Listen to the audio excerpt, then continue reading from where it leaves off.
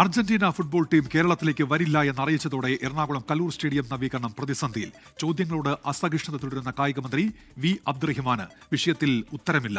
Stadium നവീകരണത്തിന്റെ പേരിൽ തട്ടിപ്പും അഴിമതിയും നടന്നുവെന്ന് സർക്കാർ അന്വേഷിക്കണമെന്നാണ് കോൺഗ്രസിന്റെയും BJPയുടെയും ആവശ്യം.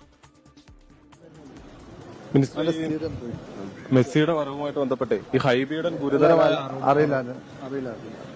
അത് പറയുന്നത് ഈ മറയത്ത് നിർത്തി ഉണ്ടാക്കിയ ചോദ്യങ്ങളോട് ഇന്നലെ മലപ്പുറത്ത് തട്ടിക്കയറിയ കായികമന്ത്രി വി അബ്ദുറഹ്മാന്റെ അസഹിഷ്ണുതയ്ക്ക് ഇന്നും മാറ്റമില്ല.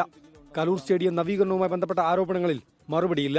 തൃശൂരിൽ മന്ത്രിയുടെ പ്രതികരണം തേടുന്നതിനിടെ CPM MLA AC മൊയ്തീന്റെ നേതൃത്വത്തിലുള്ള സംഘം 24 മാധ്യമ സംഘത്തെ കൈയേറ്റം ചെയ്യാൻ ശ്രമിച്ചു.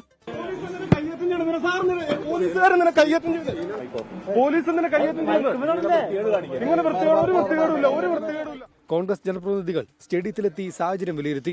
നവീകരണത്തിൽ അഴിമതിയും തട്ടിപ്പും ആരോപിച്ച് കോൺഗ്രസ് BJP നേതാക്കൾ.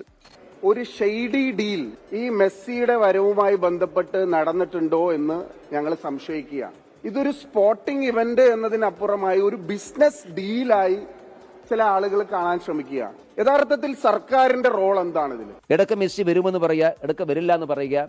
അപ്പോൾ ഇതിനെ സംബന്ധിച്ച് ജനങ്ങൾക്ക് സംശയമുണ്ട്. ആ സംശയം ദൂരീകരിക്കാൻ ആവശ്യമായിട്ടുള്ള അന്വേഷണം നടത്തണം എന്നുള്ളതാണ് BJPയുടെ ആവശ്യം. സ്പോൺസറുമായുള്ള കരാർ വ്യവസ്ഥ എന്താണെന്ന് സർക്കാർ വ്യക്തമാക്കണമെന്ന് വ്യാപാരി വ്യവസായ ഏകോപന സമിതിയും ആവശ്യപ്പെട്ടു. GCDAയുമായി കരാറിലതാണ് സ്പോൺസറുടെ വിശദീകരണം. ഞാൻ SKF ആണ്, എനിക്ക് GCDA ബന്ധമില്ലല്ലോ. ഞാൻ SKFന്റെ അടുത്തതാണ്.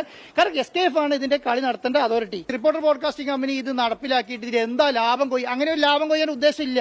സ്റ്റേഡിയം നവീകരണ വിവാദത്തിന് പിന്നാലെ GCDA അടിയന്തര യോഗം വിളിച്ചു. സ്റ്റേഡിയത്തിന്റെ അറ്റകുറ്റപ്പണി തീർന്നില്ലെങ്കിൽ ഹോം ഗ്രൗണ്ട് ഹൈദരാബാദിലേക്കോ അഹമ്മദാബാദിലേക്കോ മാറ്റാനാണ് ISL ക്ലബ്ബായ കേരള ബ്ലാസ്റ്റേഴ്സിന്റെ ആലോചന. തൃശൂരിൽ നിന്ന് സൂരജ് സജിക്കൊപ്പം നിതിൻ അംബുജൻ, 24 കൊച്ചി.